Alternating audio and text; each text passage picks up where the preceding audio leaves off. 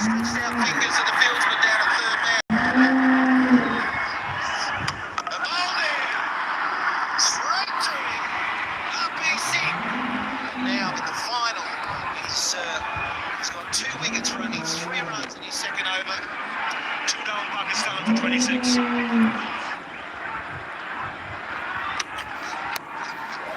Flicked away on the leg side. The timing's not.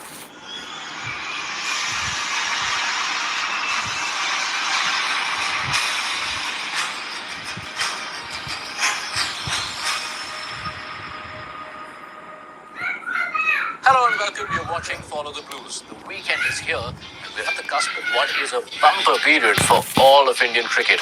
The men in blue play the Asia Cup final on Sunday against Pakistan, the first time in the history of the competition that these two arch rivals will collide for the title.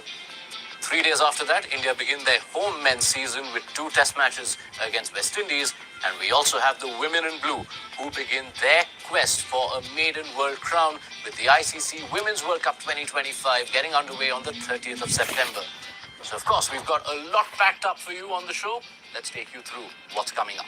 India edged past Sri Lanka in a thriller at the Asia Cup. The first ever super over in the competition's history goes India's way as they go to the final unbeaten. We take you into Captain's Day at the ICC Women's World Cup 2025 with Harmanpreet Kaur, and we show you how KL Rahul and Sai Sudarshan star in an A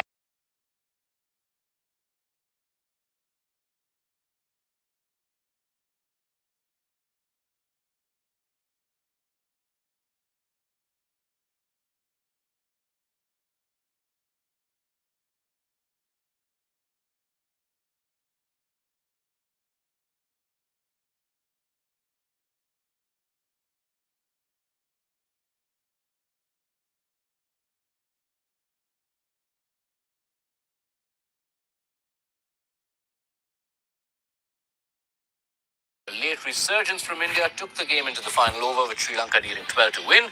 They finished on 202 to tie the game, but could score just 2 runs in the super over bowled by Arshdeep Singh. India captain Suryakumar Yadav hit the winning runs to maintain India's unbeaten streak in the 2025 Asia Cup. All right, to look back at that absolute thriller at the Asia Cup, we've got the company of Varun Aaron on the show today. Varun, thank you so much for joining us on Follow the Blues.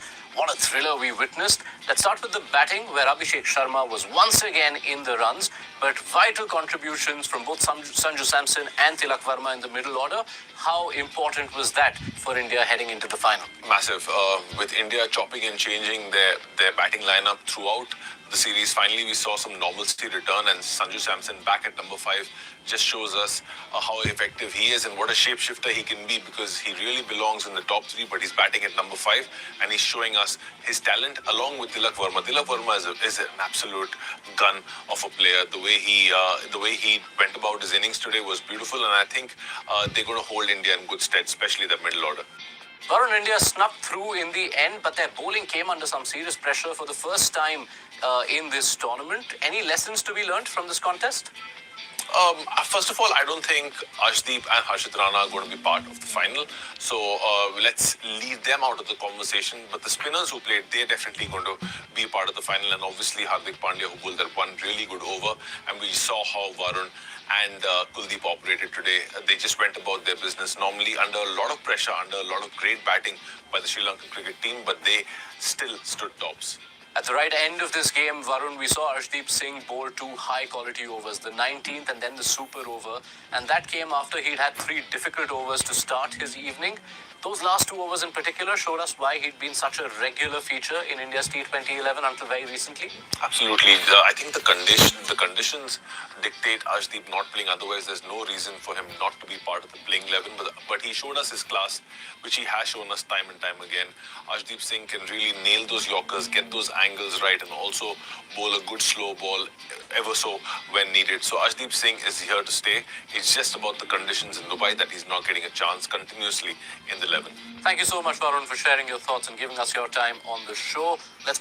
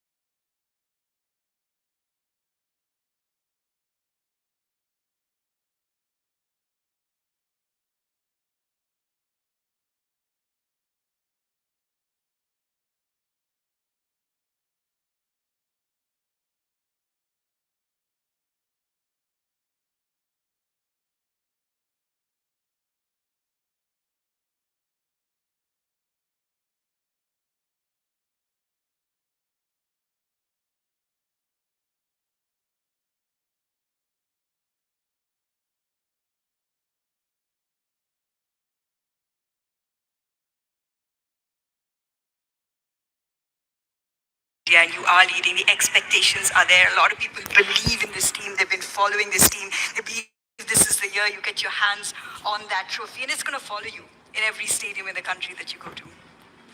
Yeah, I mean, see, home World Cup is always special, as I mentioned, and we are really working hard, to improve our cricket, to improve, day by day. But I think, as I mentioned earlier, I know it's a home World Cup. We have a lot of expectations from, firstly, from ourselves, and then I know we are going to see a lot of fans in the stadium. They'll be cheering for us. But leading your country in ODI World Cup, that is even more special for me, and.